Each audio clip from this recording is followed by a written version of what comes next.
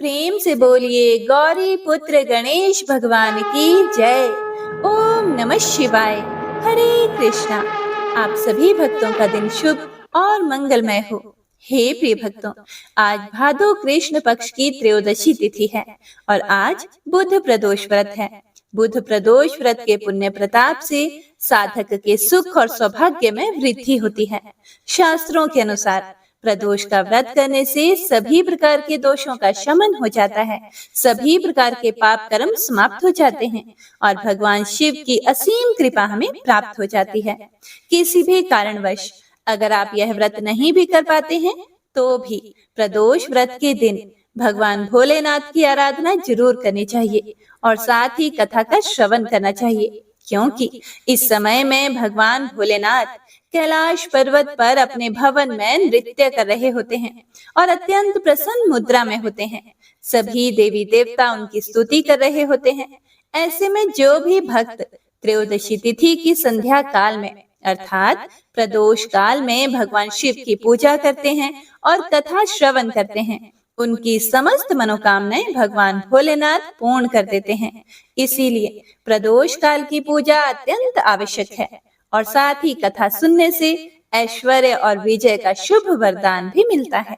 तो आइए सुनते हैं प्रदोष व्रत कथा। जय श्री गणेश। आज की कथा का शुभारंभ गणेश जी की कथा से करते हैं। एक छोटे से गांव में गणपति भट्ट नाम के एक ब्राह्मण रहते थे। वह वेदों और पुराणों के अच्छे ज्ञाता थे। गणपति भट्ट को लगता था कि परब्रह्म भगवान का स्वरूप गणेश जी के जैसा ही है और उनके दर्शन मात्र से ही मुक्ति प्राप्त हो जाती है। तो वे गणेश जी भगवान के परम भक्त थे। एक बार गणपति भट्ट ब्रह्म पुराण पढ़ रहे थे तो उसमें लिखा था कि नीलगिरी में भगवान जगन्नाथ परम ब्रह्म के रूप में प्रकट हुए हैं। व्यक्ति को उनके दर्शन मात्र से ही मोक्ष की प्राप्ति हो जाती है। उनके दर्शन करने वालों को कभी भी यमराज के सामने नहीं जाना पड़ता। तो गणपति भट्ट परब्रह्म के दर्शन के लिए जगन्नाथपुरी की यात्रा पर चल पड़े। रास्ते में भीख मांगकर जो कुछ भी प्राप्त होता उससे अपने पेट की भूख शांत कर लेते। अगर किसी दिन भोजन नहीं मिलता तो पत्ते खाकर और जल पीकर ही भूख मिटा लेते। लंबी यात्रा करते करते गणपति भट्ट जगन्नाथपुरी के प्रवेश द्वार अथर नाला पहुंच गए। अथर नाला के विषय में ऐसी मान्यता है कि जो भी इस स्थान को पार करके पूरी धाम पहुंचा है उसे कभी भी यमराज दंड नहीं देता। तो गणपति भट्ट वहां रुक गए। स्नान करने के बाद में कुछ समय के लिए परब्रह्म का ध्यान करने के लिए वहां पर बैठ गए। तो उन्होंने देखा कि कुछ श्रद्धालु जगन्नाथ मंदिर की ओर से आ रहे हैं। सभी बड़े खुश हैं और उनके चेहरे पर संतुष्टि के भाव थे। उनके हाथों में जगन्नाथ जी का प्रसाद भी था। तब गणपति भट्ट ने उन भक्तों से पूछा कि आप लोग कहाँ से आ रहे हैं। तब वे श्रद्धालु कहने लगे, हम जगन्नाथ मंदिर के दर्शन करने के पश्चात आज 5 दिनों के बाद वापस अपने घर लौट रहे हैं। जगन्नाथ जी के दर्शन करके हम बड़े ही प्रसन्न हैं। तब गणपति भट्ट ने हैरान होकर उनसे पूछा, क्या वहां आपको परब्रह्म के दर्शन हुए। तब श्रद्धालु कहने लगे कि हाँ, हम लोगों ने वहां परब्रह्म के दुर्लभ दर्शन किए हैं। हे प्रिय भक्तों, तो उनकी बात सुनकर गणपति भट्ट ने फिर से पूछा कि क्या आपने वहां पर परम ब्रह्म के दर्शन ही किए हैं। तो सभी ने प्रसन्नचित होकर बताया कि हाँ, हम सभी ने वहां पर परम ब्रह्म के दर्शन ही तो किए हैं। तब गणपति भट्ट विचार करने लगे कि ये कैसे हो सकता है भला। अगर इन भक्तों ने परम ब्रह्म के दर्शन किए हैं तो यह लोग अपने घर की ओर वापस कैसे लौट सकते हैं भला। इनको तो परब्रह्म में विलीन हो जाना चाहिए था। फिर उन्होंने पुराण में दोबारा से पढ़ा। उसमें लिखा था कि जो भी परब्रह्म के दर्शन करता है उसे मोक्ष प्राप्त हो जाता है। तो फिर ये लोग दर्शन करने के पश्चात अपने घर कैसे लौट सकते हैं। अब गणपति भट्ट का मन मस्तिष्क उस समय भ्रमित हो रहा था। उनकी समझ में कुछ भी नहीं आ रहा था कि क्या सही है और क्या गलत है। एक पल के लिए उनके मन में विचार आया कि मेरा तो इतनी दूर आना व्यर्थ हो गया, आत्महत्या करके अपना शरीर त्याग देता हूँ। फिर उन्हें फिर से ध्यान आया कि पुराणों में लिखा है कि आत्महत्या नहीं करनी चाहिए। उधर पुरी में बैठे जगन्नाथ जी भगवान समझ गए कि मेरा भक्त तो भ्रमित हो गया है, तो उन्होंने एक ब्राह्मण का रूप धारण किया और गणपति भट्ट के पास जा पहुंचे और वहां जाकर कहने लगे कि आप इतने विचलित क्यों लग रहे हैं। तब गणपति भट्ट ने उनकी ओर देखकर पहले तो उन्हें बड़े ही आदरपूर्वक प्रणाम किया और फिर कहा कि मैंने तो पुराणों में पढ़ा था कि नीलगिरी में परब्रह्म के दर्शन होते ही मोक्ष को प्राप्त हो जाते हैं, लेकिन मुझे तो यहाँ आकर पता चला कि यहाँ कोई भी परब्रह्म नहीं है। तब ब्राह्मण पूछने लगा कि आपको ऐसा क्यों लगता है। तो गणपति भट्ट कहने लगे कि मैंने पढ़ा है कि जो भी मनुष्य परब्रह्म के दर्शन करता है उसका शरीर तो परम ब्रह्म में विलीन हो जाता है, लेकिन मैंने तो भक्तों को उनके दर्शन करने के पश्चात अपने घर की ओर जाते हुए देखा है। अगर वास्तव में यहाँ कोई परम ब्रह्म होता है तो वह लोग घर कैसे जा सकते हैं भला? उन्हें मुक्ति क्यों नहीं मिली? तब ब्राह्मण के भेष में आए जगन्नाथ जी मुस्कुराते हुए बोले कि भगवान जगन्नाथ को कल्पतरु के नाम से भी जाना जाता है, अर्थात वह सबकी इच्छाएं पूर्ण करते हैं। इसीलिए जो भक्त दर्शन करने के पश्चात घर लौटने की इच्छा से आता है वह वापस घर लौट जाता है। जिनकी जैसी कामना थी जगन्नाथ जी ने उनकी मनोकामना पूर्ण कर दी। जगन्नाथ जी के धाम में जो भक्त जैसी इच्छा लेकर आता है उसे उसी के अनुसार फल मिलता है। इसीलिए यह मत सोचो कि यहाँ परब्रह्म के दर्शन नहीं होते। तब ब्राह्मण की बात सुनकर गणपति भट्ट का मन थोड़ा बदल गया और वह जगन्नाथ जी के दर्शन करने के लिए जगन्नाथपुरी धाम की ओर चल पड़े। जिस दिन गणपति भट्ट जगन्नाथ मंदिर में सिंह द्वार पर पहुंचे उस दिन संयोग से स्नान पूर्णिमा थी। उस समय जगन्नाथ जी, बलभद्र जी और सुभद्रा माता को स्नान मंडप पे ले जाकर स्नान करवाया जा रहा था। हजारों की संख्या में भक्त अपने देवता के दर्शन करने के लिए वहां पर आए हुए थे, तो गणपति भट्ट ने भी वहां जगन्नाथ जी के दर्शन किए। गणपति भट्ट का दृढ़ विश्वास गणेश जी पर था। उनका विश्वास था कि परब्रह्म का चेहरा गणेश जी जैसा है। जब उनको जगन्नाथ जी का चेहरा गणेश जी जैसा दिखाई नहीं दिया तो वह उनको बिना प्रणाम किए निराश होकर लौट आए। अपने भक्त को निराश होकर जगन्नाथ भगवान भला कैसे जाने देते? तो जगन्नाथ भगवान ने उसी रात राजा के एक सेवक को सपने में दर्शन दिए। जगन्नाथ जी भगवान कहने लगे कि मेरा भक्त इतनी दूर से मेरे दर्शन के लिए आया था, लेकिन मेरा चेहरा गणेश जी जैसा नहीं था, तो वह निराश होकर लौट रहा है। इसीलिए तुम तुरंत जाओ और उसे वापस बुला कर लाओ और उससे बोलो कि वापस आकर गणेश जी मुख के दर्शन करें। यह सुनकर राजा का सेवक तुरंत उठा और गणपति भट्ट को ढूंढने के लिए चल पड़ा। गणपति भट्ट बहुत ही उदास होकर जा रहा था, तो उसके पास पहुंचकर वह कहने लगा कि आप तो बहुत ही भाग्यशाली हैं। जगन्नाथ भगवान आपको स्वयं दर्शन देना चाहते हैं, इसीलिए आप मेरे साथ जल्दी पुनः उसी मंदिर में चलें जहां आपको परब्रह्म के दर्शन होंगे, जहां भगवान परब्रह्म के रूप में सभी को दर्शन देते हैं और आप वहां से वापस लौट रहे हैं। ऐसा कैसे हो सकता है? चलो आप मेरे साथ भगवान के दर्शन करने के बाद ही जाना। तब गणपति भट्ट कहने लगे कि वहां परब्रह्म कहाँ है?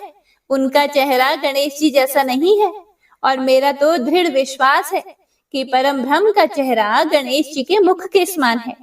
मुझे तो उनके चेहरे पर सूंड भी दिखाई नहीं दी, फिर तुम मुझे वापस लौटने के लिए क्यों बोल रहे हो?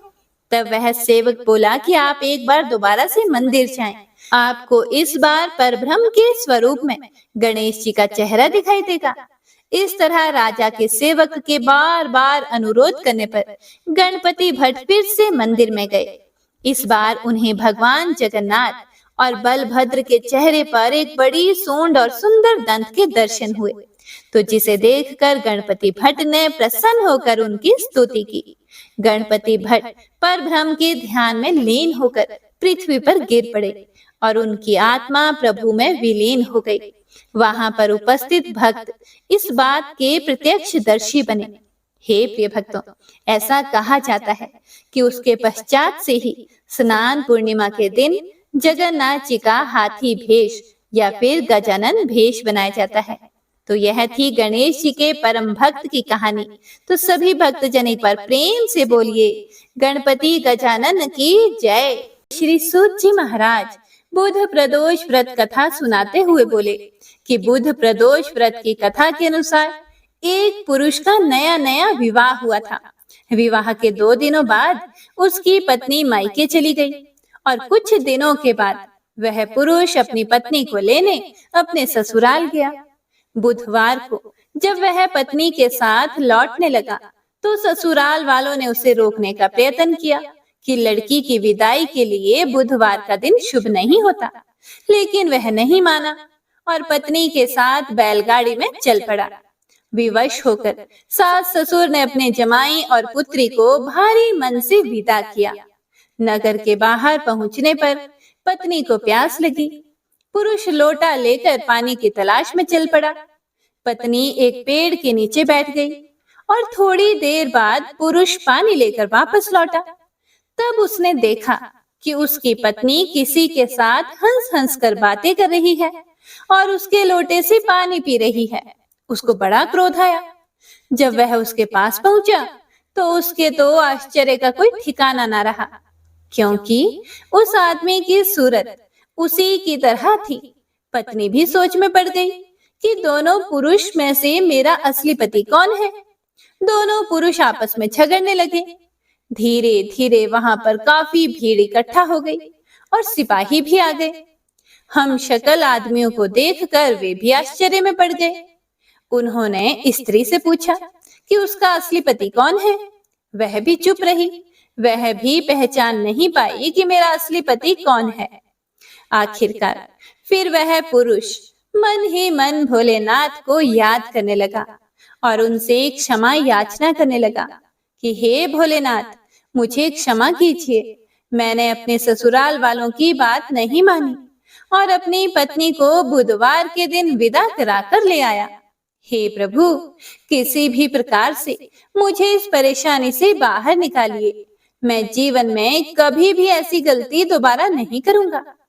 इस प्रकार मन ही मन भगवान भोलेनाथ को याद किए जाने पर और अपनी गलती का एहसास करने पर भगवान भोलेनाथ ने उसकी प्रार्थना सुन ली। भगवान भोलेनाथ को उस पर दया आ गई, जिसके बाद वह दूसरा हमशक्ल व्यक्ति खुद ही गायब हो गया और फिर इस प्रकार दोनों पति पत्नी सकुशल अपने घर पहुंच गए। हे प्रिय भक्तों, उस दिन के बाद से पति पत्नी नियम पूर्वक बुध त्रयोदशी प्रदोष का व्रत रखने लगे। तो इस प्रकार से जो भी मनुष्य श्रद्धा के साथ, विश्वास के साथ भोलेनाथ की पूजा करता है और हर त्रयोदशी के दिन प्रदोष व्रत रखता है, भोलेनाथ उनकी सभी मनोकामनाएं पूर्ण करते हैं। उन्हें हर तरह के संकट से उबार ही लेते हैं। इसीलिए बुध त्रयोदशी व्रत हर मनुष्य को करना चाहिए। तो सभी भक्तजन एक बार प्रेम से बोलिए भगवान शिव शिवा की जय। हर हर महादेव। श्री सूत जी महाराज बोले, अब मैं आपको आपकी इच्छा अनुसार कथा भी बताता हूँ, इसीलिए सब लोग ध्यान पूर्वक श्रवण करें। एक समय की बात है, विदर्भ राज्य में एक ब्राह्मणी रहती थी। वह रानी की सेवा किया करती थी और उसका पति देवव्रत राजा की सेवा किया करता था। रानी के एक पुत्र हुआ, उसका नाम धर्मगुप्त रखा गया। ब्राह्मणी रानी की सेवा करती थी, इसीलिए उसे राजकुमार धर्मगुप्त को पालने का भी काम सौंप दिया गया। ब्राह्मणी राजकुमार धर्मगुप्त से अपने पुत्र की तरह ही प्यार करती थी, अपना पुत्र ही मानती थी। राजकुमार भी ब्राह्मणी को दूसरी माँ मानते हुए पूरा आदर देता था और ब्राह्मणी को गुरु माता कहता था। क्योंकि वह राजकुमार था, इसीलिए शीघ्र ही उसे राज्य का युवराज घोषित कर दिया गया। कुछ समय बाद ब्राह्मणी ने भी एक पुत्र को जन्म दिया। उसने उसका नाम शुचिव्रत रखा। राजकुमार धर्मगुप्त शुचिव्रत को छोटे भाई की तरह ही स्नेह देता था, प्यार करता था। शुचिव्रत भी राजकुमार धर्मगुप्त को बड़े भाई का स्थान देता था, बड़े भाई की तरह ही मान देता था। ब्राह्मणी भी दोनों को समान रूप से अपना पुत्र मानती थी और दोनों पर समान रूप से ममता लुटाती थी। लेकिन राज्य का जो मंत्री था वह बहुत ही कुटिल था। उसकी राजगद्दी पर बुरी नजर थी, परंतु वह ब्राह्मण देवव्रत के कारण राजा का कुछ भी नहीं बिगाड़ पाता था। परंतु वह ब्राह्मण से नाराज रहने के कारण ब्राह्मण के हर काम में टांग अड़ाता रहता था और ब्राह्मण देवव्रत को परेशान करता रहता था, जिसके कारण ब्राह्मण और ब्राह्मणी दोनों दुखी रहते थे। एक बार शत्रु राजा ने राज्य पर आक्रमण कर दिया। मंत्री तो पहले से ही गद्दार था। जैसे ही उसको अवसर मिला वह शत्रु से जाकर मिल गया और उसने राज्य की, सेना की सारी गुप्त जानकारियां शत्रु को दे दी, जिससे शत्रु राजा जीतते हुए राजमहल तक पहुंच गया। ब्राह्मण देवव्रत राजा की रक्षा करते हुए मारा गया, परंतु फिर भी वह राजा को बचा नहीं पाया। शत्रु राजा ने राजा और रानी को मारकर उसके राज्य पर अधिकार कर लिया। कुटिल मंत्री राजकुमार धर्मगुप्त और ब्राह्मणी को मारने के लिए ढूंढने लगा। ब्राह्मणी को जब इसकी सूचना मिली तो वह अपने बड़े पुत्र राजकुमार धर्मगुप्त और अपने छोटे बेटे शुचिव्रत को लेकर जंगल में जाकर छुप गई। घोर विपत्ति के कारण दुखी होकर वह अपनी व अपने पुत्रों की रक्षा के लिए पुत्रों को साथ में लेकर जंगल में झोंपड़ी बनाकर रहने लगी, क्योंकि अब उनके पास कुछ भी नहीं था। कभी भिक्षा मांगकर तो कभी कंदमूल फल खाकर वह अपना और पुत्रों का निर्वाह करने लगी। पास में ही शांडिल्य मुनि का एक आश्रम था। एक दिन वह अपने दोनों पुत्रों के साथ उनके आश्रम में जा पहुंची और ऋषि को दंडवत प्रणाम करके अपनी दुख भरी कथा सुनाने लगी, जिसे सुनकर मुनि को उन पर दया आ गई और उन्होंने ब्राह्मणी को 1 वर्ष तक प्रत्येक पक्ष की त्रयोदशी अर्थात प्रदोष व्रत करने को कहा। इस व्रत को करने से भगवान शंकर भोलेनाथ की तुम पर कृपा दृष्टि होगी। वह प्रसन्न होकर तुम्हारे दुख और दरिद्र को दूर करके तुम्हारे जीवन को सुखी बनाएंगे। शांडिल्य ऋषि कहने लगे कि प्रदोष व्रत की पूजन का विधि विधान तो बहुत बड़ा है, परंतु श्रद्धा भक्ति और सामर्थ्य के अनुसार विश्वास रखकर व्रत को करने से भी भगवान भोलेनाथ की तुम पर शीघ्र ही कृपा होगी और तुम्हारा कल्याण होगा। इसीलिए ब्राह्मणी ने ऋषि के वचन पर अटूट विश्वास रखते हुए श्रद्धा भाव और अपनी सामर्थ्य के अनुसार व्रत करना शुरू कर दिया। सूत जी बोले, हे मुनीश्वरों, अब मैं तुमको आगे की कथा कहता हूँ, ध्यान पूर्वक सुने। कुछ समय बीत जाने पर ब्राह्मणी का छोटा लड़का शुचिव्रत तालाब में स्नान करने गया था, तो भगवान शंकर की कृपा से उसे रास्ते में सोने की मुद्राओं से भरा हुआ एक कलश दिखाई दिया। वह स्वर्ण कलश को लेकर अपनी माता के पास जा पहुंचा। वह माता को कलश देता है तो माता कहती है, तुम दोनों भाई आपस में आधा आधा बांट लो। फिर बड़ा भाई धर्मगुप्त बोला, इस धन पर मेरा कोई अधिकार नहीं है माँ, इसीलिए मैं यह धन नहीं लूंगा। यदि भगवान शंकर की कृपा होगी तो मुझे भी धन प्राप्त होगा। कुछ समय बीत जाने के बाद एक दिन दोनों भाई घूम रहे थे और घूमते घूमते वन के बीच में जा पहुंचे। वहां उन्हें अनेक रूपवती गंधर्व कन्याएं अटखेलियां करती हुई दिखाई दी। उन सब को देखकर शुचिव्रत बोला, मैं स्त्रियों के बीच में नहीं जाऊंगा। ऐसा कहकर वह उसी स्थान पर रुक गया। बड़ा भाई धर्मगुप्त उन कन्याओं के समूह में जाकर पहुंच गया। उसके स्वरूप को देखकर उनमें से एक गंधर्व कन्या ने उससे एक प्रश्न किया कि आप कौन हैं? इस वन में आपका आगमन कैसे हुआ? फिर राजपुत्र धर्मगुप्त बोला, मैं विदर्भ देश का राजकुमार धर्मगुप्त हूँ। मेरे पिता की हत्या करके शत्रुओं ने हमारे राज्य पर अधिकार कर लिया है, इसीलिए मेरी रक्षा के लिए गुरु माता मुझे और उनके पुत्र को साथ लेकर यहाँ वन में रहती हैं। अब आप अपना परिचय देने की कृपा कीजिए।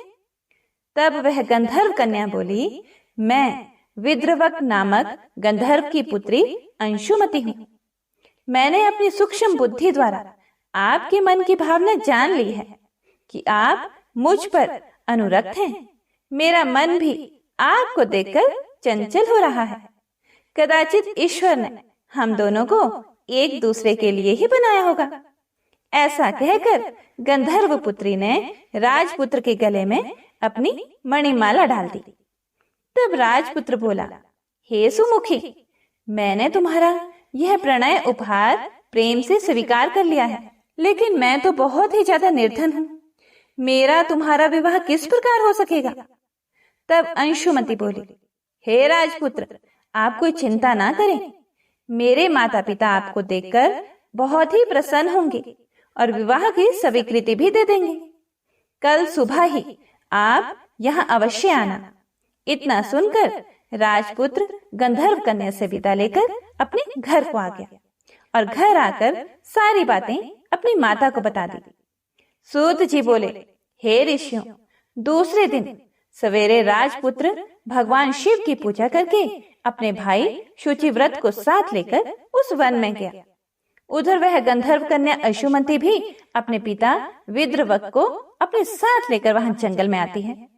गंधर्व राज राजपुत्र को देखकर अत्यंत प्रसन्न होकर कहते हैं कि तुम मेरी पुत्री की योग्य श्रेष्ठ वर हो। गंधर्व राज ने अपनी पुत्री का विवाह उसके साथ कर दिया और दहेज में हीरे, मोती, सोना, चांदी, हाथी, घोड़े, लाव लश्कर और अनेक दासियां दी और शत्रु को परास्त करने के लिए अपनी सेना देने का वचन भी दिया। राजकुमार धर्मगुप्त ने गंधर्व राज से सेना लेकर अपने राज्य को वापस प्राप्त करने के उद्देश्य से ब्राह्मणी और शुचिव्रत के साथ शिव जी की पूजा करके शत्रु पर आक्रमण कर दिया। शीघ्र ही उसे विजय प्राप्त हो गई और उसने शत्रु राजा और कुटिल मंत्री को मारकर अपने राज्य पर फिर से अधिकार कर लिया। गंधर्व राज ने अपना वचन पूरा करके धर्मगुप्त को विदर्भ देश का राजा बना दिया। धर्मगुप्त ने राजा बन जाने पर अपने छोटे भाई शुचिव्रत को मंत्री तथा गुरु माता को राजमाता के पद पर सुशोभित कर दिया। इस प्रकार भगवान शिव जी की कृपा से वे सभी आनंद से रहने लगे। सूत जी बोले, हे ऋषियों, जो भी स्त्री या पुरुष पूरी श्रद्धा भक्ति भाव से इस प्रदोष व्रत को करेगा तथा शिव जी का पूजन अभिषेक करेगा, रात्रि जागरण करेगा, कथा सुनेगा, महादेव जी उनके सारे कष्ट हर लेंगे और अपने लोक में अवश्य ही स्थान देंगे। हे भगवान शिव और माँ पार्वती, कथा सुनने वाले सभी शुद्धि जनों की मनोकामना पूर्ण करना। प्रेम से बोली शिव पार्वती की जय। हे प्रिय भक्तों, अब आइए सुनते हैं माता पार्वती और शिव जी की अद्भुत कथा। एक बार माता पार्वती ने भोलेनाथ से पूछा कि जो लोग अपने भाग्य से दुखी होते हैं उन लोगों को पहले से भी ज्यादा दुख मिलता है और जो सुख भोगते हैं उन्हें कोई दुख नहीं मिलता। उस समय भगवान ने माता के सवाल का जवाब नहीं दिया और उनके प्रश्न का जवाब देने के लिए उन्हें पृथ्वी लोक पर ले गए। दोनों ने मनुष्य देह धारण किया और नगर में पति पत्नी के रूप में रहने लगे। हे प्रिय भक्तों, एक दिन माता ने रसोई बनाने की तैयारी शुरू की, लेकिन माता पार्वती ने देखा कि चूल्हा बनाने के लिए ईंटें नहीं हैं, तो वे अपने घर से बाहर कुछ दूरी पर ईंटें लेने गई। उन्होंने कुछ जर्जर हो चुके मकानों से ईंटें ली और लाकर चूल्हा तैयार किया। कुछ समय के बाद जब भोलेनाथ खाली हाथ घर लौट आए तो उन्हें ऐसा देखकर माता पार्वती ने उनसे पूछा कि आप कुछ लेकर नहीं आए तो खाना कैसे बनेगा। इस पर भगवान ने कहा कि अब उसकी जरूरत नहीं पड़ेगी।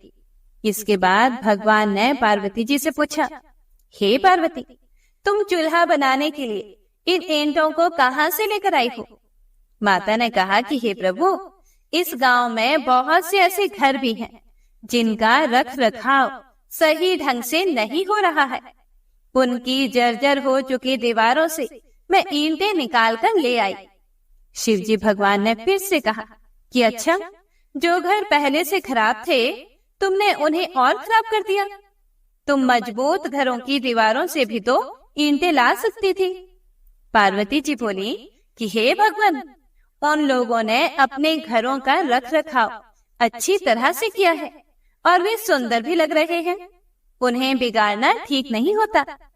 इस पर शंकर जी ने कहा कि हे देवी पार्वती, कुछ दिन पहले पूछे हुए आपके प्रश्न का उत्तर भी यही है कि जिन लोगों ने अपने जीवन को अच्छे कर्मों से सुंदर बना रखा है, उन्हें दुख कैसे हो सकता है, और जो पहले से ही अपने भाग्य को कोसते हैं, उन्हीं को दुख प्राप्त होता है। इसीलिए जो भी मनुष्य मुझ पर विश्वास रख के मेरा पूजन करेगा, बेल व पत्र मुझे चढ़ाएगा, गंगा जल से मुझे स्नान करवाएगा, वह मेरे लिए प्रिय रहेगा, उसे जीवन में कोई दुख नहीं होगा। ऐसा कहकर भगवान शिव जी माता पार्वती के साथ फिर से कैलाश को चले गए। तो प्रेम से बोलिए शिव शिवा की जय, श्री विष्णु भगवान की जय। हे प्रिय भक्तों, गंगा मैया की बड़ी ही दुर्लभ तथा पौराणिक कथा का श्रवण करते हैं। पौराणिक कथा के अनुसार प्राचीन समय में एक बार शिवजी और माता पार्वती पृथ्वी का भ्रमण कर रहे थे। तभी उन्होंने देखा कि हजारों लोग गंगा स्नान कर रहे हैं। माता पार्वती सभी को ध्यान से देख रही थी। सभी भक्त हर हर गंगे का जाप करते हुए गंगा में डुबकी लगा रहे थे। माता पार्वती ने शिवजी से पूछा कि हे प्रभु, सभी श्रद्धालु गंगा स्नान कर रहे हैं, लेकिन इस स्नान के बाद भी उनके पाप नष्ट नहीं होते। इनके जीवन में दुख कैसे दूर होगा? क्या गंगा में अब वह सामर्थ्य नहीं है जिससे भक्तों के पाप नष्ट हो सके? फिर शिवजी ने कहा कि हे देवी, गंगा में अब भी वही सामर्थ्य है, लेकिन इन लोगों ने गंगा में स्नान ही नहीं किया, तो लाभ कैसे मिल सकता है? माता पार्वती ने कहा कि हे प्रभु, आप कैसी बातें करते हो? सभी ने स्नान तो किया है, अभी तो इनके शरीर भी भीगे हुए हैं। फिर शिव जी बोले, इन सभी लोगों ने गंगा में नहीं, सिर्फ जल में डुबकी लगाई है। इसका रहस्य मैं तुम्हें कल समझाता हूँ। अब क्या था? अगले दिन बहुत तेज बारिश हुई। गंगा नदी की ओर जाने वाले रास्ते में बड़ा गड्ढा बन गया, जिसमें गंदा पानी भर गया। वहां शिव जी एक बूढ़े के रूप में और माता पार्वती एक सामान्य स्त्री के रूप में प्रकट हो गई। शिव जी ने माता पार्वती को समझाया कि मैं इस गड्ढे में गिर जाऊंगा। कुछ देर में यहाँ से गंगा स्नान करके हजारों श्रद्धालु जाएंगे।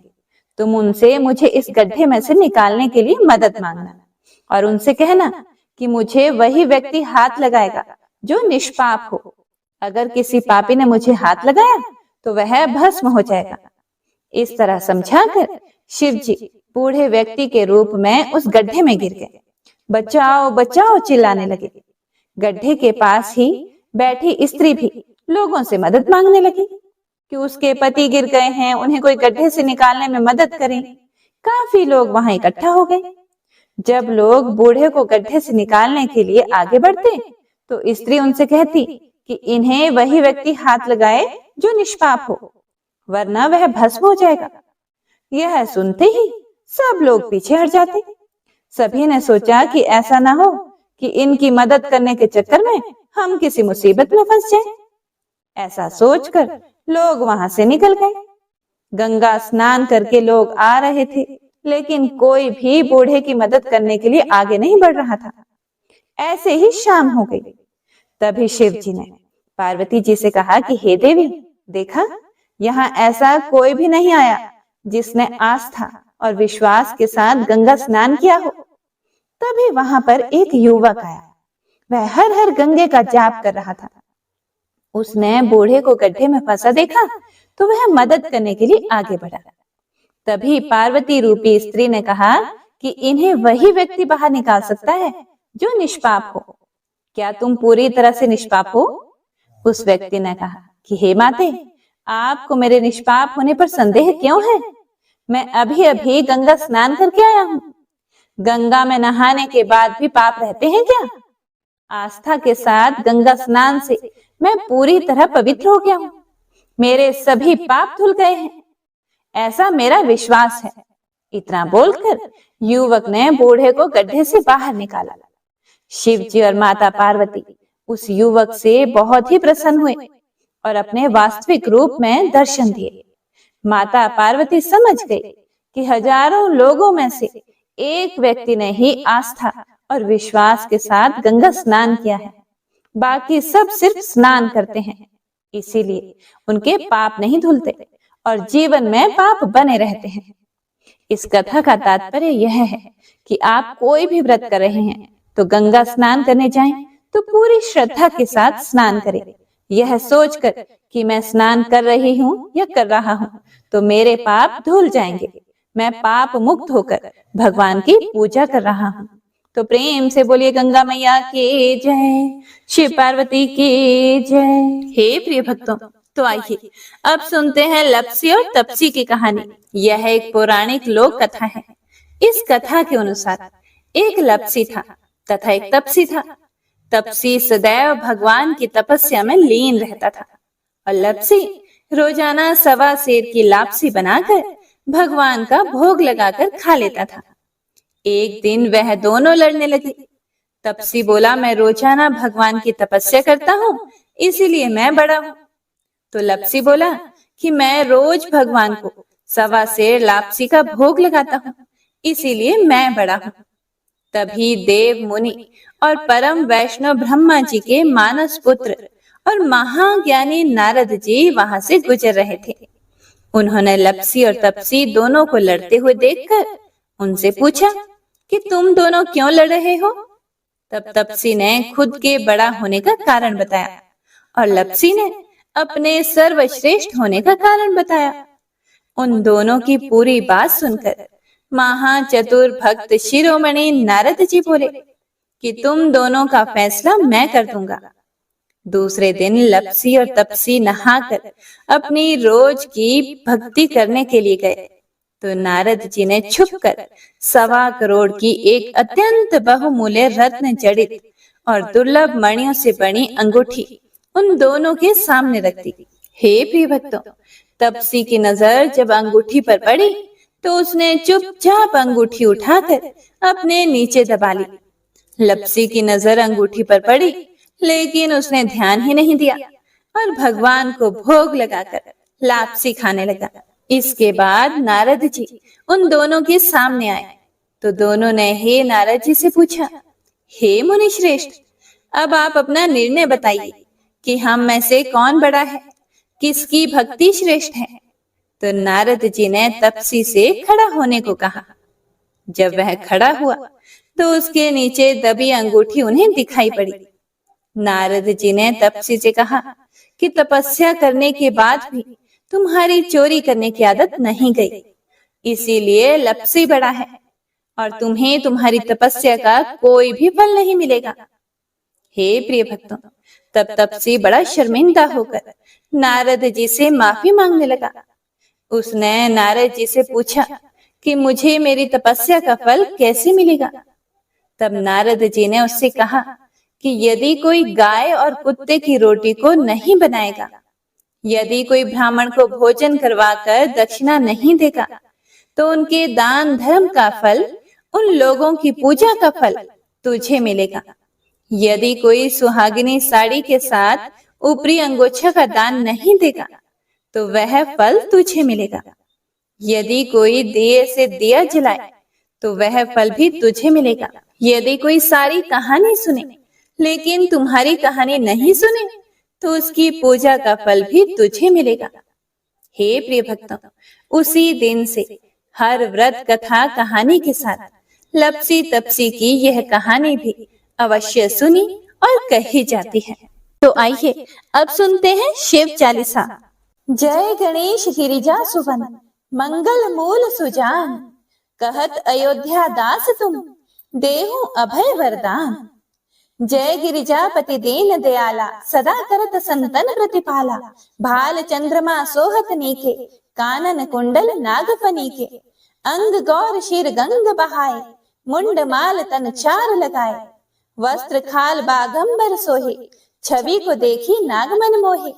मैना मातु की हवे दुलारी, बाम अंग सोहत छवि न्यारी। कर त्रिशूल सोहत छवि भारी, करत सदा शत्रुन क्षयकारी। नंदी गणेश सोहे तह जैसे, सागर मध्य कमल है जैसे। कार्तिक श्याम और गण राव, या छवि को कही जात न काओ। देवन जब ही जाए पुकारा, तभी दुख प्रभु आप निवारा। किया उपद्रव तारक भारी, देवन सब मिली तुम्ही जुहारी। तुरत छड़ानन आप पठायो, लव निमेष महामारी गिरायो। आप जलंधर असुर सहारा, सुयश तुम्हार विदित संसारा। त्रिपुरासुर सन युद्ध मचाई, सबही कृपा कर लीन बचाई। किया तप ही भागीरथ भारी, पूरब प्रतिज्ञा तासु पुरारी। दानिन मह तुम सम कोई नाही, सेवक स्तुति करत सदाही। वेद नाम महिमा तब गाई, अकथ अनादि भेद नहीं पाई। प्रकटी उधती मंथन में ज्वाला, जरत सुरासुर भय विहाला। किन्हीं दया तह करी सहाय, नीलकंठ तब नाम कहाई। पूजन रामचंद्र जब किन्हा, जीत के लंका विभीषण दिन्हा। सहस कमल में हो रहे धारी, किन्ह परीक्षा तभी पुरारी। एक कमल प्रभु राखे जोई, कमल नयन पूजन चह सोई। कठिन भक्ति देखी प्रभु शंकर, भय प्रसन्न दिए इच्छित वर। जय जय जय अनंत अविनाशी, करत कृपा सबके घटवासी।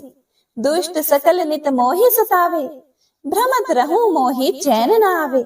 त्राहि त्राहि मैं नाथ पुकारो, यही अवसर मोहि आन उबारो। लई त्रिशूल शत्रुन को मारो, संकट से मोहि आन उबारो। मात पिता भ्राता सब होई, संकट में पूछत नहीं कोई। स्वामी एक है आस तुम्हारी, आए हरहु मम संकट भारी। धन निर्धन को देत सदाही, जो कोई जांचे सो फल पाही। अस्तुति के ही विधि करें तुम्हारी, क्षमो नाथ अब चूक हमारी। शंकर हो संकट के नाशन, मंगल कारण विघ्न विनाशन। योगी यति मुनि ध्यान लगावे, शारद नारद शीश नवावे। नमो नमो जय नमः शिवाय, सुर ब्रह्मादिक पार न पाए। जो यह पाठ करे मन लाए, तापर होत है शंभु सहाय। ऋणिया जो कोई हो अधिकारी, पाठ करे सो पावनहारी। पुत्रहीन कर इच्छा जोई, निश्चय शिव प्रसाद ते ही होई। पंडित त्रयोदशी को लावे, ध्यान पूर्वक होम करावे। त्रयोदशी व्रत करे हमेशा, ताके तन नहीं रहे कलेशा। धूप दीप नैवेद्य चढ़ावे, शंकर सम्मुख पाठ सुनावे। जन्म जन्म के पाप नसावे, अंत धाम शिवपुर में पावे। कहे अयोध्या दास आस तुम्हारी, जानी सकल दुख हरहु हमारी। नित नेम कर प्रातः ही, पाठ करो चालीसा। तुम मेरी मनोकामना, पूर्ण करो जगदीश। मगसर छठी हेमंत ऋतु, संवत 64 जान। अस्तुति चालीसा, शिव ही पूर्ण कील कल्याण। ओम नमः शिवाय।